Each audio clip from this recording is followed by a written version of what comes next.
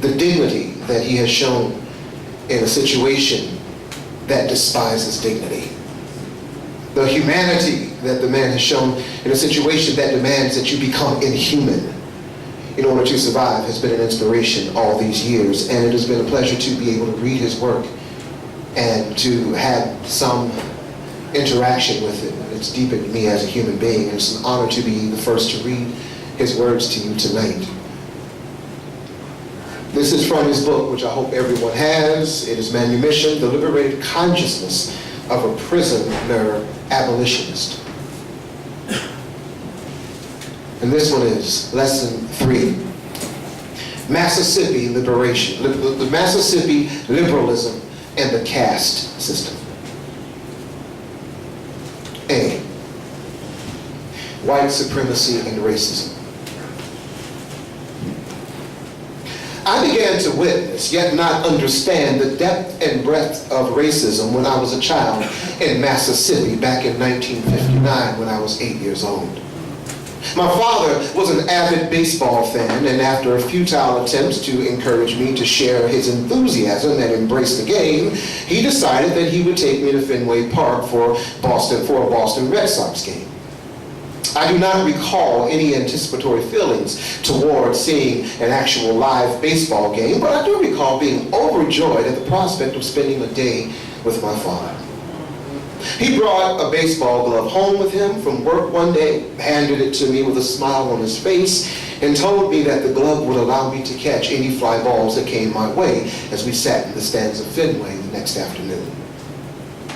No baseballs came my way, but what did fly in my direction was spit, popcorn, beer, empty bottles, and racial epithets of nigger, little tar baby, spook, and coon, all of these hurled at me by white adults and their children attending the game. Initially, my father was spared the insults because he was so light-skinned with straight hair, and they must have assumed him to be a white man, like them. But when he took me in his arms, he proceeded to rush with me up the aisle to the exit. He received, at that time also, the jeers of nigger lover, and objects and refuse and food was thrown in our direction. I received similar treatment twice more between the years 1962 and 1965 while attending a game at Fenway with white adult chaperones. When I complained to these chaperones as to what was happening, they were counselors from the Essex County Training School. They blamed me for the incidents.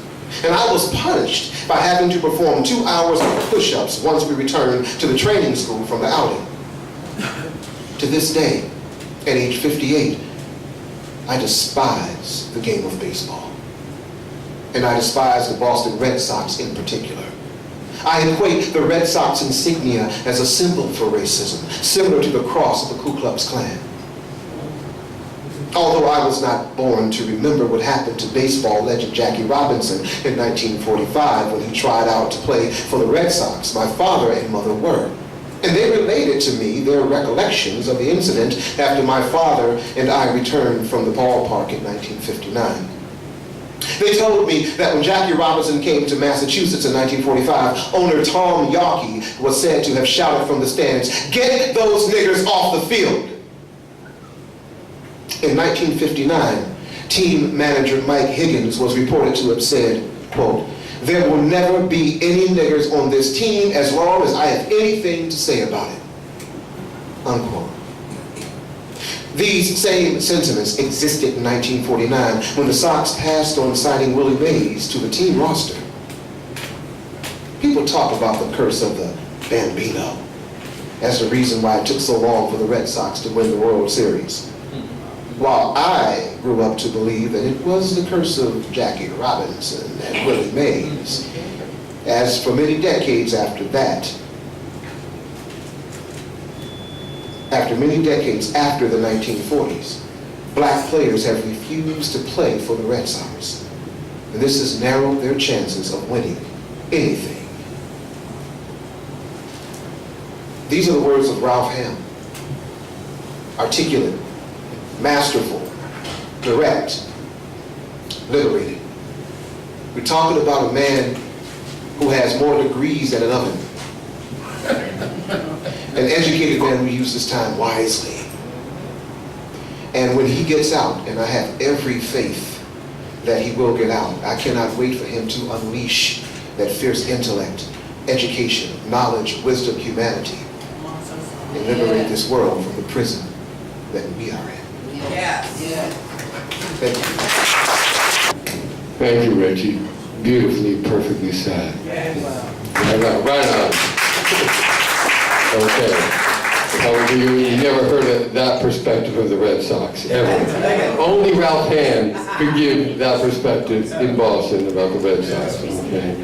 All right, I'm going to welcome on my friend, co-troop member with Singing with the Enemy, our troop when we went to Cuba, and Presente about political prisoners, Kaze Touré.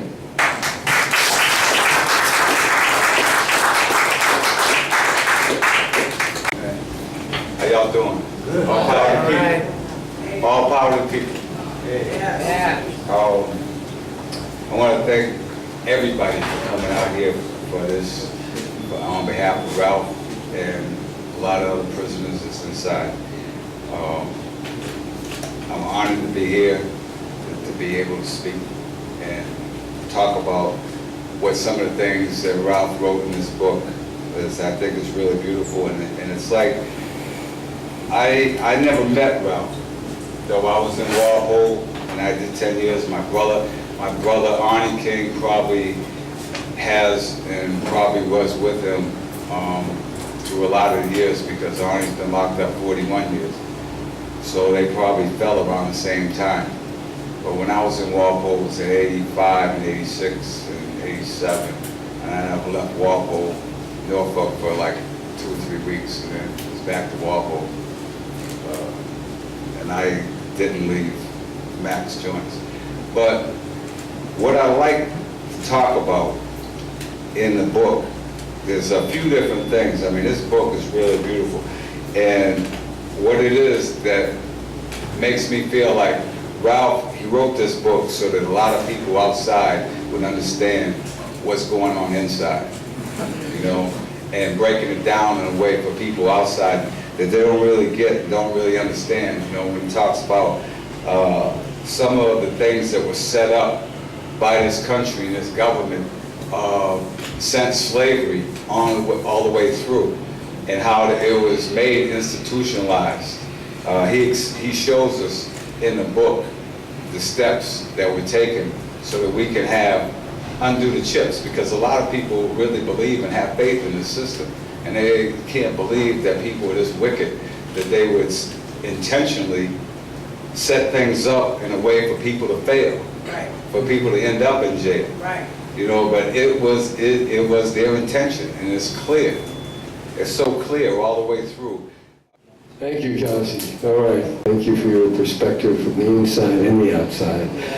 All right. Susan Mortimer, friend of Ralph, is going to say a few words. Looks like she don't want to, because a lot of people don't like it. It's not easy to speak in front of the public. I understand that, It's harder when you like people. Yeah, I know. And then, okay.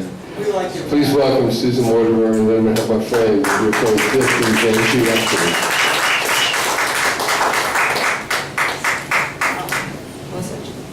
Tall people. Can you hear me? I'm glad to be here tonight. It's good to see people that I feel safe with. It's good to see Maria and Yvonne and Bobby. And really great and feel safe to be here with you. I spent a good part of today again at the Moakley Courthouse. We've been going there a lot the last few years to see the people that we love and support and respect being framed and entrapped and being sent away by the FBI and the prosecutors in Boston. And today it was a young, I would call him a boy, he's younger than my children, from Ashland, who was set up by the FBI for trying to manufacture weapons of mass destruction and bomb the Pentagon. Sorry that he couldn't or didn't, but he actually did. It wasn't his plan. But just to be going to the courthouse the past few years and seeing the escalating entrapment of people, and now particularly Muslims, what's happening to them ties this all in together. I'm really thankful to be here. I'm not sure what I can speak to with some of the experiences. I've known Ralph for 14 or 15 years now. I got to know him through friends and families of prisoners. I had been doing some years ago a little bit of political prisoner work, and then trial by fire and experience it personally in your family, and learn to work with that, not as an individual, that you can't just work and help one prisoner who's a social prisoner and ignore everything else that's going on, that it's tied together, that any movement ought to be about the social prisoners and political prisoners, and to see the similarities, but to see and learn from political prisoners and what that they have usually willingly given up for others. And that way, Ralph was a mentor to me. I think at the end of the 90s, for a very brief period, Kazi and I co-hosted a cable television show in Somerville called Neighbors in Prison. And we could have gone on for a long time, the effects of imprisonment on all kinds of people in Somerville and what is actually happening there. I've read the book. I'm almost through with it. I have a great deal of respect for Ralph, and some of the things that he's written in here are things that he shared with us years ago that he wanted to be out in the world.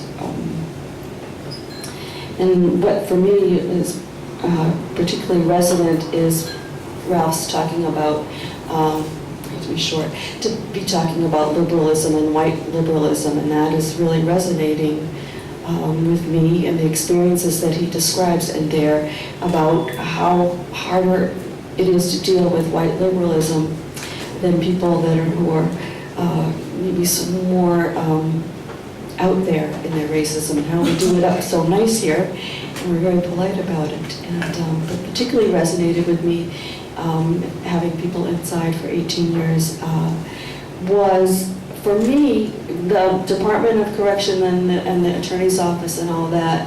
I know that they're the real terrorists, and that they're the most violent people on the earth, and we live in the most violent country on earth. But the group of people that are acting as interpreters for the DOC and acting as redeemers for prisoners are, to me, the people that are stopping any great possibility of decarcerating and closing the prisons. And that is the people that help to volunteer because they want to redeem the prisoners, that they are seeing the failings of individual people and they're going to help them. And for me, seeing in Massachusetts what's happened in at least the last 20 years is the just ascension of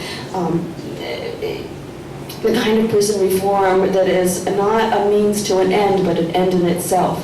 And that the kind of missionary stuff, and particularly white missionary women, are doing is the most harmful and the most hateful, and I want to try to disown that as much as possible and speak to that until we call nonprofits and Redeemer volunteers to task to stop helping and make the torture a little bit nicer. It'd be like going, people go to the checkpoints in Palestine and monitor the checkpoints to make sure that Palestinians are treated okay when they go in. No, that's not what you do. You have to stop it.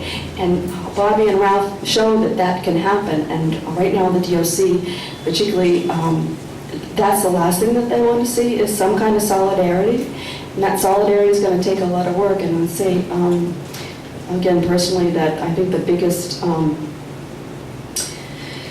Ralph is talking about liberalism, the biggest barrier to having any change here, and particularly in Massachusetts, is that. And so I urge people that look like me to do their work and find solidarity. You may want to alleviate some of the conditions now, but that's only as a means to an end, and to recognize that that there's many ways that people who go inside help to sustain that system. And I don't want to talk, I'm sorry, talking so much about myself, but learning so much from Ralph, and a lot of these situations ring really, really true. I have my own family member inside, and what Kazi said is true, that you cannot even imagine the petty degree that people will go to inflict as much dehumanizing, to take the little children that go to visit, wives that go to visit, husbands that go to visit, and what they will do to them. And they're of our class, so I don't know what's up with that. We just have to really put an end to liberalism and decarcerate and abolish and get people like Ralph out, but not just Ralph, everyone, but to know that Ralph has so much value inside, and I think that's why he's still a threat today to the system, is because he's so powerful and so right and so articulate, and we need to follow him. Thank you. Poem for Ralph as well. Ralph's amazing. I mean, this is a book. I mean, this is sort of like, I'm not sure what you would call it. It's part memoir, part history, part biography, intellectual research. It's brilliant. This book, I mean, the body of the book is about 120 pages long, and it's packed, okay, with really serious information. And Ralph is a very, very, very lucid writer, nonfiction in that sense. It's difficult. All you writers here in the room know how hard it is to put together a sentence, a lucid sentence. That's not easy. You know, the poet Yeats said it would sometimes take him like 5 days to get one line, okay? 5 days. You read Adam's Curse where he talks about laboring over 8 words, you know. Ralph is a lucid writer. What you might not understand about this book is 120 pages is the book, but then there's another 100 pages of footnotes about the King Alfred plan, about COINTELPRO, about his case.